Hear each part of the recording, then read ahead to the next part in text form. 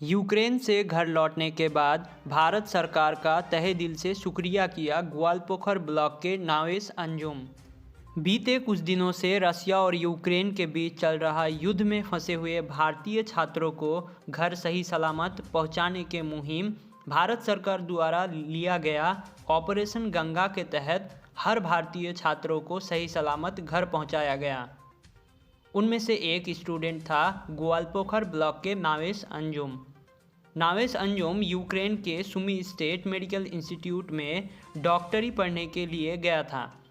रसिया और यूक्रेन के बीच युद्ध के कारण वहीं फंस गया था।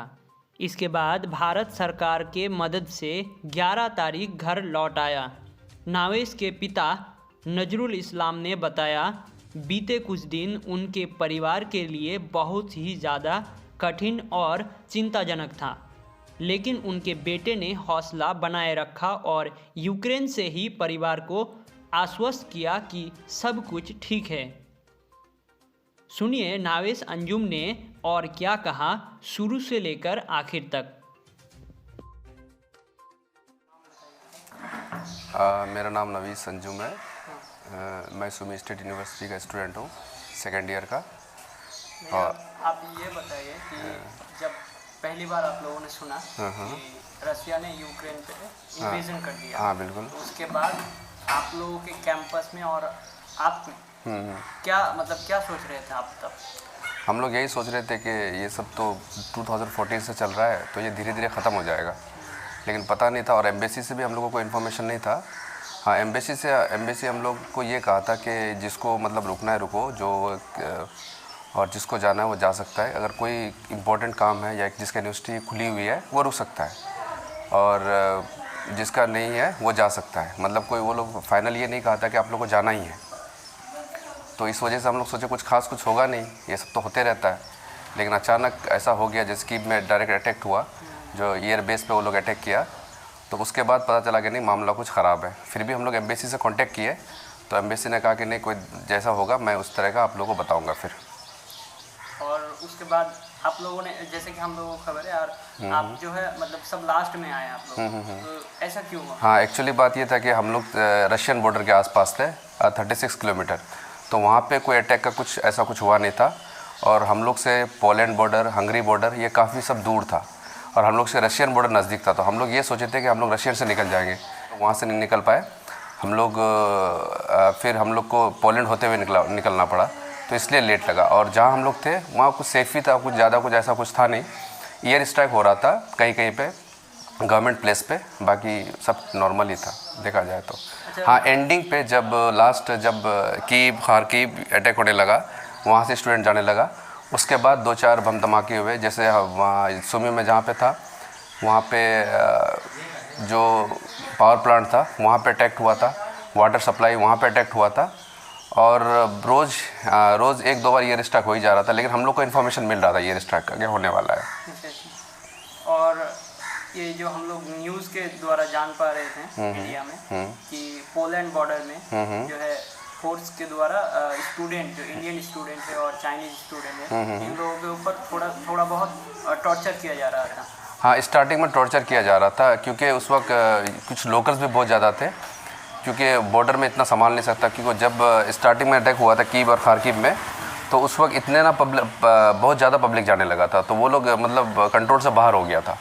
तो इसके वजह से और उसके बाद इंडिया ने यूएन को थोड़ा सपोर्ट, रशिया को सपोर्ट किया था, तो शायद उनका आर्मी को बुरा लगा ऐसा कुछ, तो इस वजह से हल्का सा टॉर्चर किया गया था। लेकिन उसके बाद फिर जब इंडियन गवर्नमेंट ने बात की कि ऐसा क्यों हो रहा है स्टूडेंट के साथ, तो उसके बाद फिर सब नॉर्मल ही था। उसके बाद बस सब नॉर्मल ही था देखा जाए तो। और अभी आप कौन सी ईयर में हैं? Second year. और बाद में पूरा जो कोर्स है आपका जो कंप्लीट करना होगा, तो अभी आप क्या सोच रहे हैं कि क्या होगा बाद में? हाँ, कॉलेज से बात हुई मेरी, कॉलेज से बात हुई। कॉलेज बोल रहा है अगर मामला नॉर्मल हो जाता है तो यहीं से आपका पढ़ाई कंप्लीट होगी। अगर इन केस कुछ ऐसा होता है कि हाँ कि कुछ होता है, तो उसके बाद आपको ट्रांसक्रिप्ट दिया जाएगा। मैं किसी और कॉलेज यूनिवर्सिटी में जाके मैं पढ़ सकता हूँ। इन केस पोलैंड हो गया, हंगरी हो गया, जर्मनी हो गया, किसी भी वो कंट्री में ट्रांसफ़र दे देगा, उसका कोई दिक्कत नहीं है। और एक बात जो उठ के आ रहा है कि जो है इंडिया का जो स्टूडेंट है इंडिया में क्यों नहीं पढ़ाई करता है, बाहर क्यों जाता है? अच्छा, हाँ, ये मसला ये है कि एक तो इंडिया में सीट काफ़ी कम है, और हाँ गवर्नमेंट सेक्टर में सीट कम है। दूसरी बात ये है कि यहाँ के प्राइवेट कॉलेजेस में फ़ीस बहुत ज़्यादा है। इतना फ़ीस है कि एक नॉर्मल मिडिल क्लास वाले मेरे ख्याल से नहीं पढ़ा पाएंगे यहाँ पे। और फ़ॉरेन का जो कुछ मेडिकल कॉलेजेस है वो बहुत ही अच्छे हैं, तो और वहाँ फ़ीस भी कम है, इस वजह से बाहर प्रीफर करते हैं गार्जियंस यहाँ पे। जब आप वहाँ पे फंसे थे तो इंडियन गवर्नमेंट की तरफ से आप लोगों को क्या हेल्प मिला, क्या रोल था इंडियन गवर्नमेंट? इंडियन गवर्नमेंट ने बहुत, मतलब जैसे हम लोग सुमी में थे, हम लोग को बताया जा रहा था कि आप लोग टेंशन ना लें, आप लोग वहीं पे रहें। एम्बेसी से और सेंट्रल मिनिस्ट्री से बात हो रही थी, और हम लोग इस चीज़ पे कॉन्फिडेंट थे कि नरेंद्र मोदी जी उस पर कॉन्फिडेंट था, क्योंकि वो डायरेक्ट मतलब कभी वो रशियन गवर्नमेंट से बात कर रहे थे। जैसे हम लोग को न्यूज़ से पता चल रहा था कि अभी मोदी जी ने 42 मिनट या 42 मिनट वो गवर्नमेंट से बात कर रहे, रशियन से, पुतिन से, फिर जेलेंस्की से बात कर रहा था। तो इससे ये पता चल रहा था कि नहीं, बीच में सीज़ फायर होगा। सीज़ फायर होने के बाद हम लोग को इस बीच से निकाला जाएगा। और एम्बेसी हम लोग को यही बता रहा था कि एनी हाउ आप लोग वहीं साथ में रहें, कोई निकले ना, और हम आप लोग को निकाल लेंगे।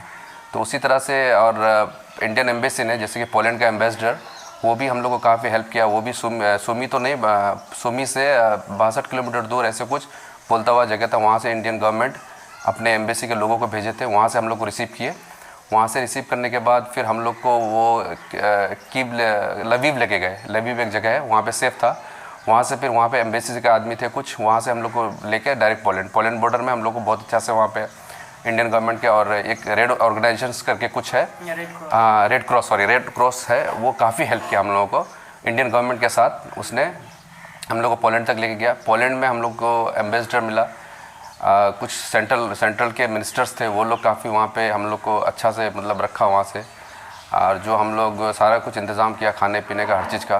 फिर वहाँ से इंडियन गवर्नमेंट ने बहुत अच्छा हेल्प किया हम लोग को। फिर वहाँ से हम लोग, जैसे कि 3 फ्लाइट दिया गया था, एयर इंडिया दिया गया था, और इंडिगो दिया गया था, और A-17 जो एयरफोर्स के होते हैं, उसके द्वारा फिर हम लोग को दिल्ली लेके आया। दिल्ली में बहुत अच्छा था, वहाँ से हम लोग को सेंट्रल मिनिस्टर रिसीव किया, सेंट्रल गवर्नमेंट के। उसके बाद फिर दिल्ली के बाद ममता बनर्जी के जो स्टेट गवर्नमेंट है, वो काफ़ी हेल्प किए। फिर वहाँ से फिर सारा कुछ वो वहाँ से अपना वो गेस्ट हाउस लेके गए, वहाँ पे खाना पीना हर चीज़ अच्छा से रहा। फिर वहाँ से वो फिर हम लोग को ले टिकट करवा दिए, फिर जहाँ तक हम लोग, जहाँ का फाइनल डेस्टिनेशन था, जैसे बागडोगरा मेरा, फिर वहाँ से फिर यहाँ से SDO BDO ये लोग काफ़ी मुझे हेल्प किए। मतलब कोई ऐसा दिक्कत नहीं हुआ, घर तक पहुँचा हम लोगों को। मतलब विदेश से लेकर एकदम घर सब सेंट्रल गवर्नमेंट का बहुत बड़ा रोल है। और स्टेट गवर्नमेंट काफ़ी हेल्प किया है, स्टेट गवर्नमेंट काफ़ी प्रेशराइज भी किया था और सेंट्रल पे, और स्टेट गवर्नमेंट दिल्ली के बाद सारा कुछ स्टेट गवर्नमेंट किया है। पहुँच चुके हैं, तो सुरक्षित घर पहुँच चुके हैं, कैसा लग रहा है आपको? हाँ, मुझे तो काफ़ी अच्छा लग रहा है, क्योंकि बहुत हम लोग वहाँ परेशानी में थे। देखा जाए तो मतलब खाने पीने का लास्ट 10 डेज़ में बहुत दिक्कत हुआ जा रहा था, और सफ़र में भी बहुत दिक्कत हुआ था। लेकिन जब मैं घर आया तो घर वालों से, पेरेंट्स से मिला, और अंकल आंटी जितने सब लोग से मिले, भाई लोग से मिले, और गांव के काफ़ी लोग मुझसे मिलने भी आए, और जितने भी रिलेशंस के थे सब आए मिलने के लिए। बहुत अच्छा लगा। वो लोग काफ़ी मेरे लिए टेंशन में थे, और काफ़ी लोग दुआएं भी कर रहे थे मेरे लिए, तो मुझे बहुत अच्छा लगा। बहुत अच्छा फील भी हो रहा है, और अभी मैं बहुत अच्छा हूँ, अभी ठीक हूँ हर चीज़ से। जैसे कि हम लोग जान चुके हैं कि फाइनली आपका बेटा घर आ चुका है, और इतना दिन जब तक वो यूक्रेन में रहा, क्या कुछ रहा आप लोगों के लाइफ में, कितना टेंशन में थे आप लोग, और अभी जो घर आ चुका है अभी क्या स्थिति? जब तक वो ये यूक्रेन में था, हमसे तो उनसे बात हो रही थी, तो वो बता रहा था कि सेफ जोन है ये, लेकिन फिर भी तो मुल्क तो वही है ना, चारों तरफ से बम ब्लास्ट हो रहा है, और वो हो सके हम लोगों का दिल जीत रहा था। तो एक टेंशन तो था, लेकिन मेरा लड़का से बात करने के बाद हम फ्री हो जाते थे कि मेरा बेटा ऐसा बोल रहा है, वो फ्री है। लेकिन अंदरूनी एक दहशत था कि मुल्क तो वही है ना, चारों तरफ से बम ब्लास्ट होता है। एज ए फादर हमको तो दुख रहेगा। हाँ, अभी जो घर आया है तो ये तो बहुत बड़ी बात हुई। हम Indian government, west Bengal government, Indian embassy का ज़्यादा शुक्रिया अदा करना चाहते हैं कि उन लोगों को सही सलामत वहाँ से निकाल के यहाँ का, इंडिया का एम्बेसी और वहाँ का एम्बेसी सही सलामत वहाँ से निकाल के इनको भेजा। इससे हम बहुत खुश हैं, और ये बहुत बड़ी खुशी की बात है कि बेटा को हमारे घर तक लाके स्टेट गवर्नमेंट, बीडीओ या एसडीओ कहिए, इन लोगों का बहुत बड़ा रोल रहा कि पीडीओ साहब हमारे घर तक मेरा बेटा को छोड़ के गया। इससे हम बहुत खुश हैं। मुझे इस बात का दुख है कि एक बच्चा जो नवीन नाम से कर्नाटक का, वहाँ से मारा गया, उनके लिए मैं दुख प्रकट करता हूँ। और इस तरह सुना गया कि और कुछ तालिब इल्म या स्टूडेंट वहाँ मरा है, इसके लिए हमको काफ़ी दुख है। उनका भी बाप माँ के दिल में क्या गुजरता होगा, तो उनके लिए मैं एक दुख प्रकट करता हूँ। हालांकि मेरा बेटा घर आया, लेकिन आज वो भी अपना घर पहुँच सकता, नवीन या जो भी बच्चा वहाँ मरा है स्टूडेंट मेडिकल का, तो उनका माँ बाप भी आज खुश होता। तो मैं यही कहूँगा कि उनके माँ बाप को अल्लाह ताला सब्र दे। क्या नाम है? मोहम्मद नजरुल इस्लाम, घर मझगाँव।